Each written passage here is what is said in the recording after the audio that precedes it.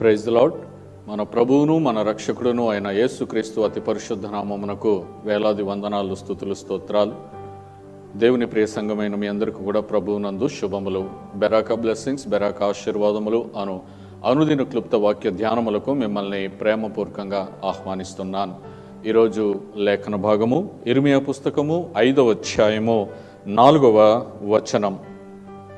నేను ఇట్లా అనుకొంటిని, వీరు ఎన్నికలేని వారై ఉండి యెహోవా మార్గమును తమ దేవుని న్యాయ విధిని ఎరుగక బుద్ధిహీనులై ఉన్నారు. సహజంగా మనము ఇళ్లల్లో మన పెద్దవారు పిల్లలకి ఏదన్నా పని చెప్పినప్పుడు ఆ పని ఒకవేళ తప్పుగా చేస్తే నీకు బుద్ధి లేదా అని అంటారు. అంటే బుద్ధిహీనమైన పని మనము చేస్తున్నట్టు అర్థం.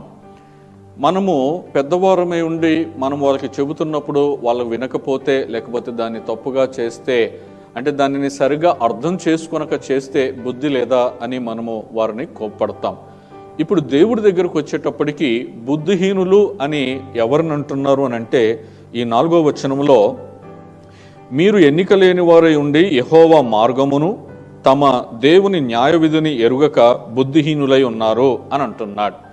అంటే దేవుని మార్గము అని అంటే దేవుడు ఒక చోట ఉంటాడు, అక్కడికి వెళ్ళే మార్గము వయా ఈ రూట్లో ఆ రూట్లో వెళ్ళండి అని కాదు. దేవుని మాటలు, దేవుని ఆజ్ఞలు, దేవుని మార్గం. అలాగనే దేవుని న్యాయ విధిని ఎరుగక అంటే దేవుడు ఏం చేయమన్నాడో ఏం చేయకూడదో దేవుని పరిశుద్ధ గ్రంథంలో మనకు సిద్ధపరిచి ఉంచాడు, వ్రాసి ఇచ్చాడు మనకు పరిశుద్ధాత్మ ద్వారా. కాబట్టి దేవుని మార్గమును, యెహోవా మార్గమును, దేవుని న్యాయ విధిని ఎరుగని వారు బుద్ధిహీనులు అని చెప్పి రాయబడుతుంది. కాబట్టి యేసు ప్రభు రక్తము చేత కడగబడి దేవుని బిడ్డలము, క్రైస్తవులము, విశ్వాసులము అని చెప్పుకుంటున్న మనము దేవుని వాక్యమును ఎరుగకపోయి ఉండుట, లేకుంటే ఆయన న్యాయ విధులను ఎరుగక ఉండుట మనము కూడా బుద్ధిహీనులతో సమానమే. కాబట్టి నేను క్రైస్తవుడిని అని చెప్పుకుంటూ దేవుని వాక్యము చదవక, దేవుని వాక్యం వినక, దేవుని వాక్యమును ఎరుగక ఉండుట అది బుద్ధిహీనమైన పని అని దేవుని దృష్టిలో మనం చూస్తూ ఉన్నాం.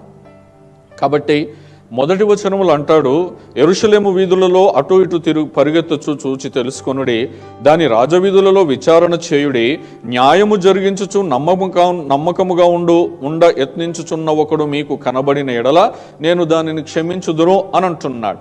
న్యాయము జరిగించుచు నమ్మకముగా నుండ యత్నించుచున్న అంటే దేవుని మార్గంలో నడుస్తూ, దేవుని న్యాయ విధులను ప్రకారముగా నడుస్తూ నమ్మకాన్ని లేకుంటే నమ్మకముగా ఉండడానికి ప్రయత్నిస్తున్న ఒక్కడు కనబడినా దేవుడు క్షమిస్తాను అని అంటున్నాడు.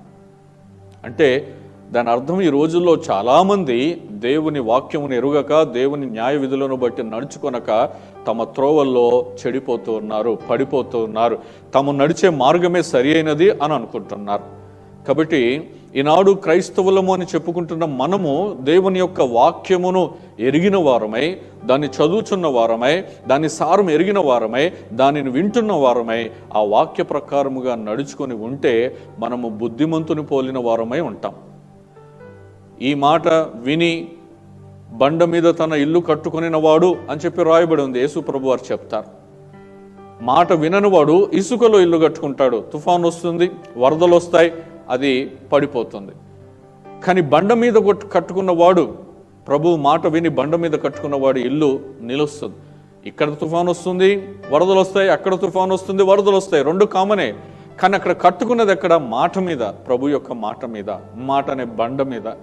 ఇక్కడ ఇసుక మీద కట్టుకున్నారు, కూలిపోయింది. కాబట్టి ఎవరు బుద్ధిమంతులు అని అంటే దేవుని వాక్యమును ఎరిగి దేవుని వాక్య ప్రకారము, న్యాయ విధుల ప్రకారము నడుచుకుని వాడే బుద్ధిమంతుడు. కాబట్టి నేను క్రైస్తవుణ్ణి అని చెప్పుకునే దానికంటే నేను దేవుని వాక్య ప్రకారము నడుచుకుంటాను, జీవిస్తానని చెప్పుకున్నవాడే నిజమైన దేవుని బిడ్డ, క్రీస్తుని వెంబడించేవాడు. నన్ను పోలి నడుచుకొనుడే అని అంటున్నాడు.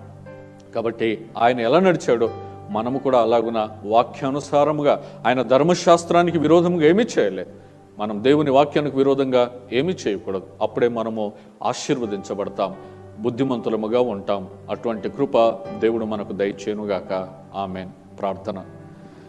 మా ప్రియ పరలోకపు తండ్రి, నీ పరిశుద్ధమైన నామమునకు వేలాది వందనాలు, స్తుతులు, స్తోత్రాలు. ఈ ఉదయకాల సమయంలో మాతో మీరు మాట్లాడిన ప్రతి మాటను బట్టి నీకు వందనాలు.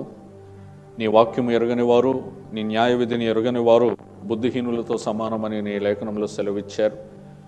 మీరు ఒకసారి నైనా దేశము తట్టు చూచినప్పుడు, రాజవీధుల్లో విచారణ చేసినప్పుడు, న్యాయం జరిగిస్తూ నమ్మకముగా ఉండ యత్నించుచున్న ఒకడు మీకు కనబడితే నేను క్షమిస్తానని అంటున్నావు. తండ్రి, ఆ ఒక్కడిలో నేనుండుటకు మేముండుటకు సహాయము దయచే. ఈ లోకంలో జీవించినంత వరకు నీ వాక్యమును వింటూ, నీ వాక్యమును చదువుతూ, నీ వాక్యమును ఎరిగి, నీ వాక్యమును ధ్యానిస్తూ, నీ వాక్యానుసారంగా జీవించి బుద్ధిమంతులముగా పోలి ఉండుటకు సహాయము దయచే. నీకే వందనాలు, కృతజ్ఞతాస్తుతులు చెల్లిస్తూ తద్వారా మీ ఆశీర్వాదములు పొందుకునే కృపను మాకు దయచేయమని యేసు నామములో స్తుతించి ప్రార్థిస్తున్నాము తండ్రి. ఆమేన్. Praise the lord.